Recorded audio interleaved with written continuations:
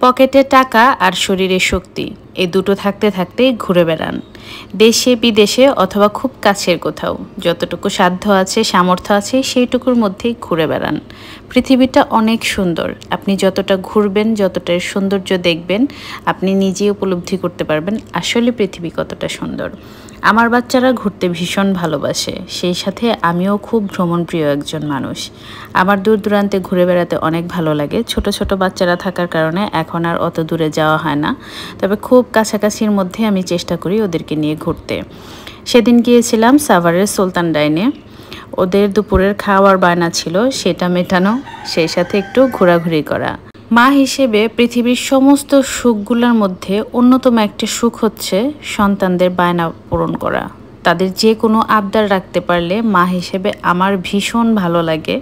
মনে হয় জীবনের অতৃপ্তি বলে কিছু নেই, না পাওয়া বলে কিছু নেই। ওদের মুখের হাসিটাই আমার কাছে সর্বোচ্চ চাওয়া, সর্বোচ্চ পাওয়া। এখানে বসে মা মেয়েতে একটু ঢং করে ভিডিও বানাচ্ছিলাম, সেই সাথে খাবার অর্ডার নিয়েও একটু বিড়ম্বনায় পড়েছিলাম, কারণ আমার ভাই গিয়েছিল। আমি চাচ্ছিলাম ও আসলে একসাথে আমরা অর্ডারটা করব। ওর আসতে একটু লেট হয়ে যায়, এই ফাঁকে আমি অর্ডারটা দিয়ে দিই, কারণ ও এসে যেন লেট না করে।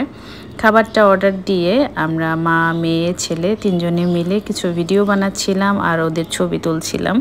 এই ছোট ছেলেটাকে নিয়ে ছবির পোজ দেওয়ানোটা এতটা কঠিন হয়। মেয়েটা এদিক সেদিক তাকাচ্ছে, আর মেয়েটা ঠিক থাকলে ছেলেটা এদিক সেদিক তাকাচ্ছে। দুজনকে একই ফ্রেমে একইভাবে আনাটা অনেক কঠিন। এই কঠিন কাজটাকে সহজ করতে আমি শুধু ছবিগুলো ক্যাপচার করতেই থাকি। হয়তো বা 50টার মতো ছবি তোলা হয়ে যায়। সেখান থেকে 2-1টা ছবি পারফেক্ট হয়, সেগুলো রেখে বাকিগুলো ডিলিট করি। অনেকেরই কিন্তু এরকমই হয়। এদিকে আমার ভাইও চলে এসেছে, সেই সাথে খাবারও দিয়ে দিয়েছে।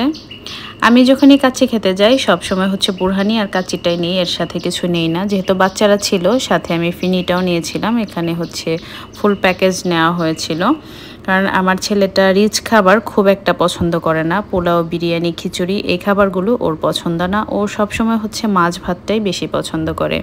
এদিকে মেয়ে আবার পায়েস, ফিরনি হলে তার আর অন্য কিছু প্রয়োজন পড়ে না। তবে কাচ্চি বিরিয়ানির থেকে তাই এবার খুব বেশি পছন্দ হচ্ছে চিকেন বিরিয়ানি। আমি খাবারগুলোকে সার্ভ করে দিচ্ছিলাম, আর তামজিদ খাবারটা দেখে ওর হয়তো বা খেতে ইচ্ছে করছিল। ও নিজের হাতে কিছুটা খাবার নিয়ে নেয়, কিন্তু পরবর্তীতে খাবারটা আর মুখে দেয় না। আসলে বাচ্চারা কখন কি করতে চায় এটা বোঝা খুব মুশকিল। তবে খাওয়ার ব্যাপারে আমার ছেলেটা খুবই চুজি, আর মেয়েটা তার থেকেও অনেক বেশি চুজি। এদের চোখের দেখায় অনেক কিছু ভালো লাগে, মুখে দিলে দেখা যায় সেই জিনিসটা খেতে চায় না, একবার মুখে দিয়েই ফেলে দেয়। এদিকে আমরা সবাই মিলে খাওয়া দাওয়া শেষ করে ফেলছিলাম। ছেলেটাকে আমি হালকা একটু খাইয়ে দিচ্ছিলাম, কিন্তু ও খাচ্ছিল না। আমাদের খাওয়া দাওয়া শেষ করতে করতে প্রায় 4:30টার মতো বেজে গিয়েছে। এদিকে আমরা যেখানে যেতে চাচ্ছি এটা হয়তো বা 6টা পর্যন্ত খোলা থাকে। তো যাই হোক, দ্রুত আমরা ওখান থেকে বের হয়ে যাই। তারপর চলে আসি সাভার সিএনবি মিনি চিড়িয়াখানা। এখানে এসে তাইবা আর তামজিদ ভীষণ খুশি ছিল। তবে ওদের আনন্দটা কিছুটা নষ্ট হয়েছে, সেটা প্রচুর গরম ছিল। ছোট বাচ্চা তো হয়তো বা ওইভাবে প্রকাশ করেনি, কিন্তু মেয়ে আর ছেলে দুজনে প্রচুর ঘেমে গিয়েছে। এদিকে হরিণগুলো দেখে তামজিদ তো ধরতে চাইছে, আবার ভয়ও পাচ্ছে। ও এসে আমার কাছে লুকিয়ে গেছে। এদিকে দেখি বিশাল একটা কুমির, তবে এটা আর্টিফিশিয়াল। সেই সাথে রয়েছে কিছু ময়ূর, আর এখানে আছে একটা ইমু পাখি বিশাল সাইজের। আমার মেয়ে বলতেছিল এটা একটা উটের মতো দেখা যাচ্ছে। আর বানর দেখার কিউরিয়াসিটি একদমই নেই, কারণ এর থেকেও অনেক বেশি বানর আমাদের বাসার ছাদেই চলে আসে। এদিকে ছিল একটা ভাল্লুক, এটা খুব গর্জন করছিল, কিছুক্ষণের মধ্যে আবার উপরেও চলে যায়। তার পাশেই ছিল অনেকগুলো ঘোড়া। আমি তাইবাকে বলছিলাম ঘোড়ারা ধরতে, কিন্তু ভয় পাচ্ছিল। চিড়িয়াখানার একদম শেষ প্রান্তে রয়েছে বাচ্চাদের জন্য কিছু খেলনা আইটেম। তো এখানে ঢুকে তামজিদ সবার আগে চুজ করে নেয় এই ঘোড়াটা। আমার রাজকুমারের পছন্দ ঘোড়া। রাজকুমার তো ঘোড়াই চড়ে, তাই না? কিন্তু মেয়েও পছন্দ করছিল, তবে ছেলেটা ওকে একদমই চান্স দিচ্ছিল না। তাই বা এখান থেকে খুব দ্রুত সরে যায়, কারণ ওর বয়সের খেলনা অনেক বেশি ছিল, আর তামজিদের বয়সের খেলনা ছিল মাত্র একটা, এটাই। তাও আমি অন্য একটা খেলনায় উঠিয়ে দিয়েছিলাম। এখানে আবার ওনারা বললো যে এত ছোট বাচ্চা ওঠানো যাবে না, তবে আমি ধরে রেখেছিলাম।